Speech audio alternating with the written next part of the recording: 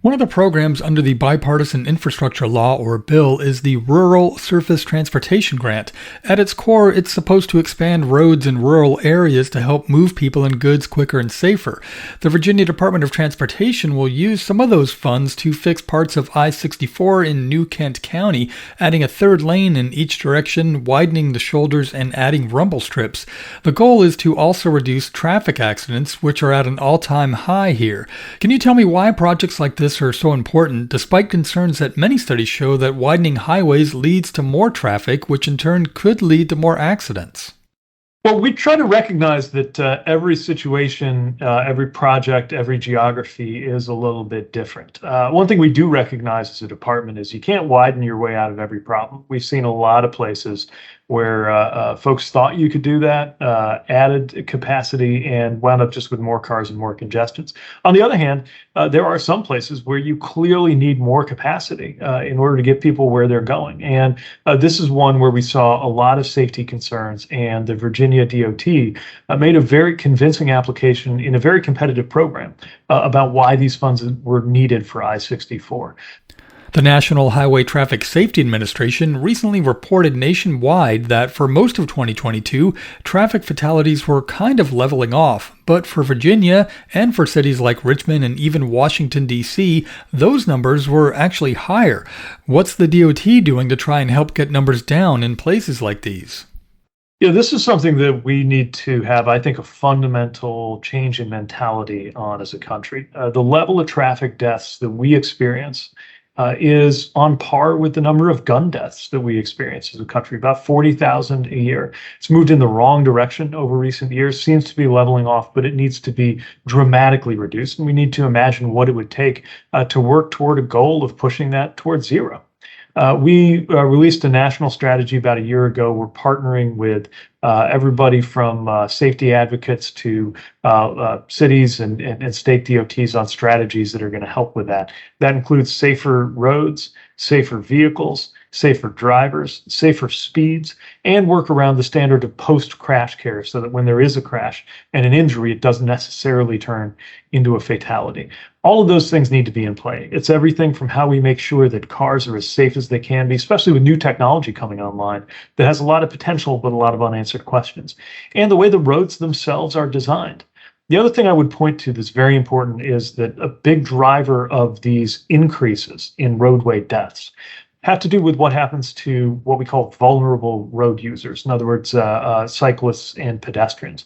So we're making sure that we pay attention not just to what happens inside the vehicle, not just the occupant of a vehicle in a crash, but anybody who comes into contact with a vehicle in a crash. And again, this is part of how we think about everything from the safety standards for the cars themselves to the way that we set up roads and the way that we protect those vulnerable road users so that they're less likely to be in a collision in the first place. There's a big cycling community in Richmond, and the city has also adopted a Vision Zero plan. The surrounding counties also have their own cycling infrastructure plans. Many people ride bikes not only for exercise, but also as a way to cut down on time in the car. However, now that less people are working from home and more drivers are on the road, what is the DOT doing to help keep biking infrastructure front and center?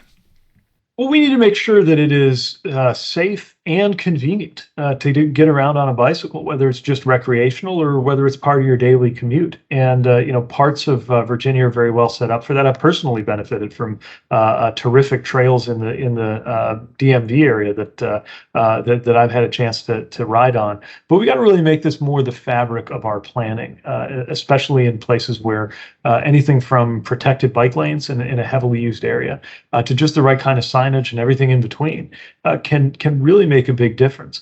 One thing we know is that when more people are on the road cycling, you eventually hit a kind of a tipping point where drivers also become more aware and more responsible.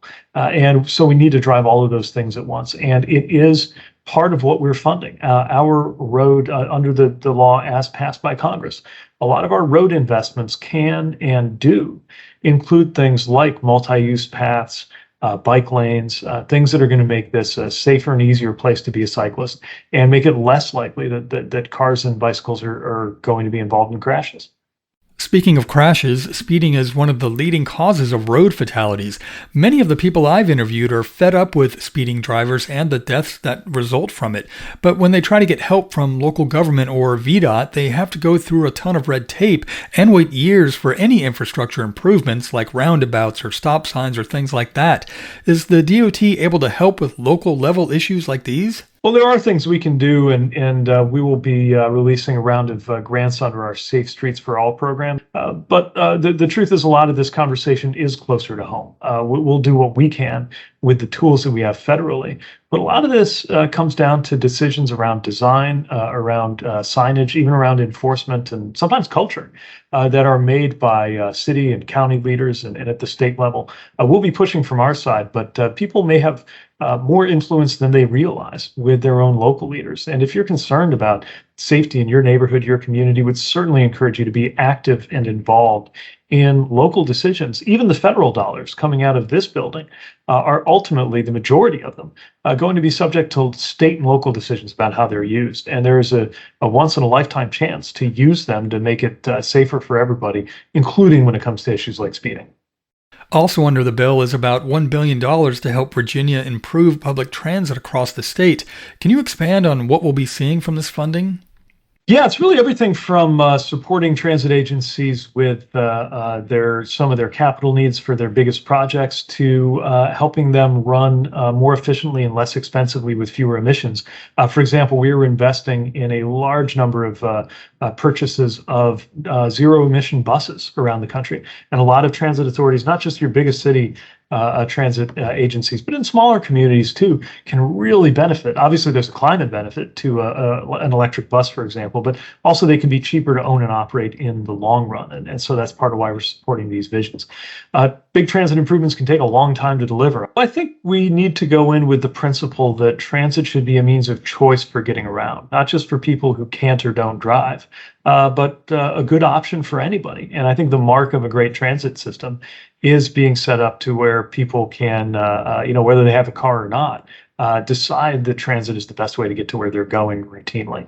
That includes making sure that it is frequent, that it is reliable, that it both is and feels safe. And sometimes those are two different things.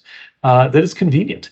And if you add all of those things up together, I think that word spreads, but we'll do what we can to better tell that story too.